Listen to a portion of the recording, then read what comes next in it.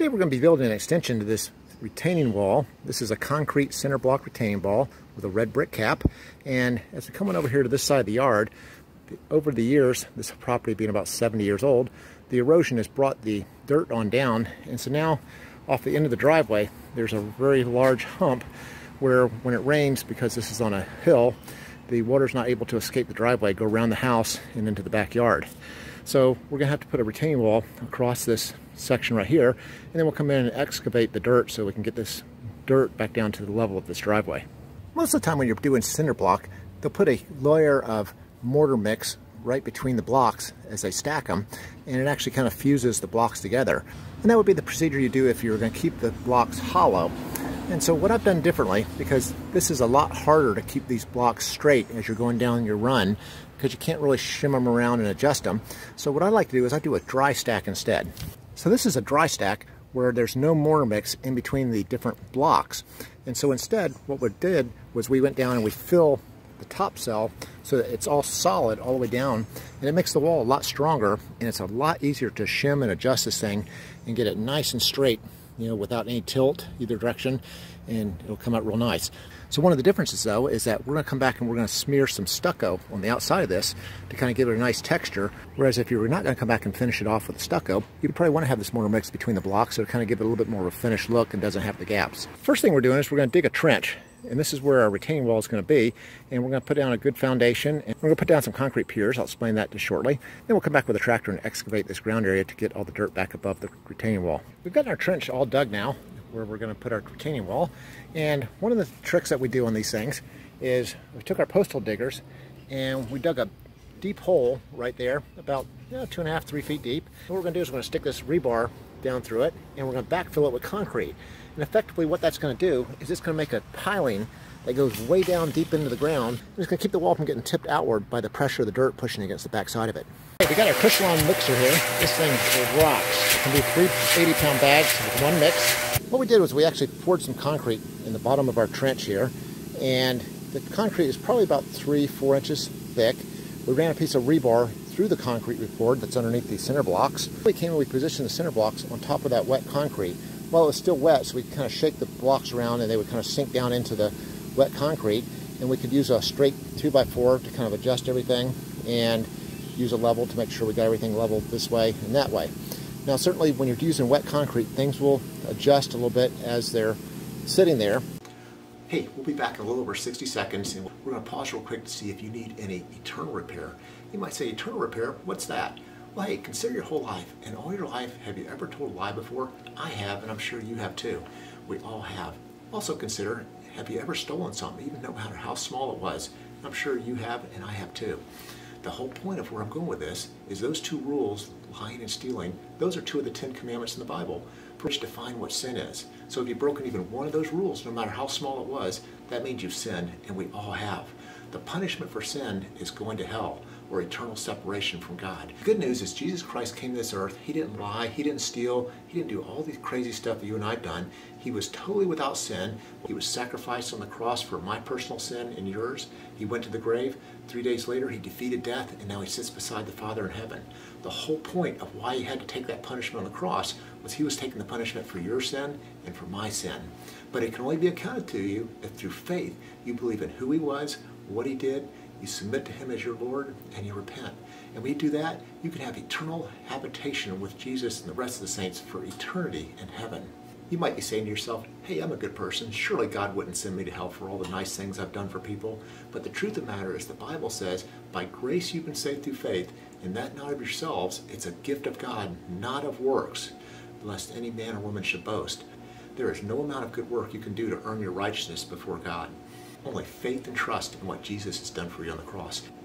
Hey, let's get back to our video, and I'll have a little more information on the eternal portion of this at the end of the video.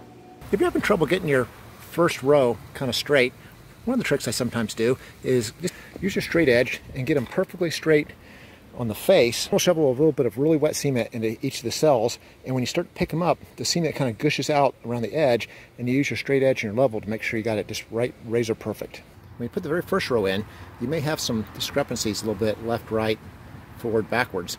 But when you come in and you put the second row in, and you're using the shims to kind of level them up, then once you get that second row in, and it's all nice and level, then from there you can just start stacking dry block, and they'll stay nice and straight and level as you're increasing the height of your wall. So we put the first row down, then we let everything dry out real quick, and we'll come back in on the second row.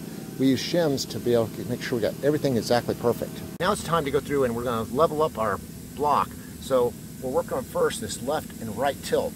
You can see on the level here we're tilted a little bit to one side. We're going to use these plastic shims to adjust our tilt left to right. So I can just lift this block up a little bit, and I'll insert that shim right there. And now coming back to the level, that's pretty darn close. Let's go a little higher. Now you can see after putting the shim in, we are right on the money as far as being level. So now after installing the shims, we're putting a 2x4 up beside this thing, and we can just lightly tap any of these bricks that aren't perfectly straight. Of course our 2x4 is perfectly straight. So at this point we've leveled the thing left to right like this. We've gotten all the blocks perfectly straight up and down, and we're going to go and hard pour this second row so we lock all this in place before we start going up from there. We've gotten everything perfectly level, left to right. We used our 2x4, we've got everything nice, razor straight. Now we're going to use our mixer, go and mix up some concrete, and we're going to pour the first 2 open cells here so we kind of lock all this in position before we start stacking other block on top of it. We've got our mixer, and we're just filling this by shovel. Being very careful not to bump the block and mess up our level. We've gotten our 3 layers up. We only have one more cap block to put on here. And I want to show you what we did. We took a piece of rebar and we used our grinder, and I used my diamond wheel grinder, to cut those grooves. And we cut a notch in the top of all of these blocks, and we laid that piece of rebar in there, and that is going to make this thing where it is like so super strong it can't push out and snap in the middle. It had a lot of pressure on the back side of it. We actually have all the block now in place, and we're filling the last one here, and this one we're going to bring it up totally flush so that we can put a red brick cap on it. You can see there's our rebar down inside there underneath the top piece of block. Another thing we've done is we've actually, instead of just doing a straight wall all the way across, the way this property was laid out, it was actually kind of architecturally pleasing to go ahead and put an angle, into the wall halfway through. And one thing that happens when you use angles, provided that you have your rebar going around this corner and fused into the solid pour, is this is very structurally strong. So at any point, if there's a lot of really hard dirt pushing back on either side of this wall, with this angle here, it'll keep that from ever having a tendency to want to tip. Because mind you, all this block, it's all fused together with rebar left and right and solid pour all the way down the bottom. When I come up to one of these corners, actually I like to kind of cut one brick going this way, and then the next brick I'll cut it going the other direction. And if I need a little piece or something to fill a gap or something like that to keep the cement from falling out, but I stagger them back and forth, and I always put a piece of rebar straight down through my corner joints. To be able to cut your block, it's real simple. All you need is just one of these grinders and a diamond edged wheel.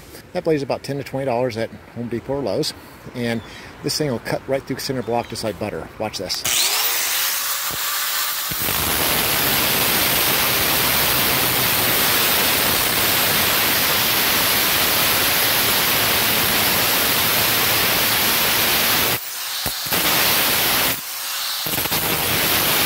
There's a good chance that your cut won't go through both sides of the block, so simply just take a hammer and just lightly tap, and that's all it takes. And to actually do the stucco, I'm actually using the mason mix to smear on the wall. We're not doing the 2-step process that they always talk about for stucco, because we're going to actually end up painting the surface. And according to the Quikrete representative, you can do a 1-step process with this mason mix, and they also recommend using the type S. Okay, our next step is to actually put some stucco on this cinder block wall. Remember how I told you that we used some of the bricks to do some alignment, so there's not even completely lined up. So when we smear the stucco on it, it totally takes out the lines. There's no shrinkage to the concrete, so it covers up every imperfection. The way I like to do it is I start at the very bottom of the wall, and I just kind of work it into the seams as it comes up, just like that. As it gets smeared on, you come back with your trowel and just kind of make whatever kind of design it is that you like. I usually wet the wall, I usually wet the cinder block down first. It kind of makes the concrete suck better into all the cracks and everything too. Okay, I like to take my hose and I wet down the cinder block before I spread the mason mix on it. It kind of helps it seal into all those cracks better. Hey, as far as the eternal portion I was talking about, if you're not sure you know who God is, I encourage you to just to pray like this. Say, Lord Jesus, if you are real and you are out there, I pray you would reveal yourself to me in a tangible way. And when you make that prayer, he's going to answer it, and you will know he is real. At the point you know he is real and you're ready to accept him as your Lord and Savior, the gospel is so simple. All you have to do is just pray like this. Say, Lord Jesus, I recognize that you are the Son of God. You took the price for my personal sin on the cross. I surrender my will to your will as Lord of my life. I repent of my sin. Thank you for loving me, forgiving me, and accepting me into your eternal habitation.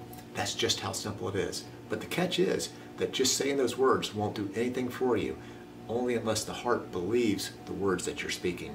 For the Bible says in Romans 10:9, if you confess with your mouth Jesus Christ is Lord, which I just did, and you believe in your heart God raised him from the dead, you will be saved. Salvation only comes through faith and believing. Hey, if you get a chance, visit our website, eternalrepair.com, where we have a lot more information about your walk with Jesus Christ. That's eternalrepair.com. Thanks for watching.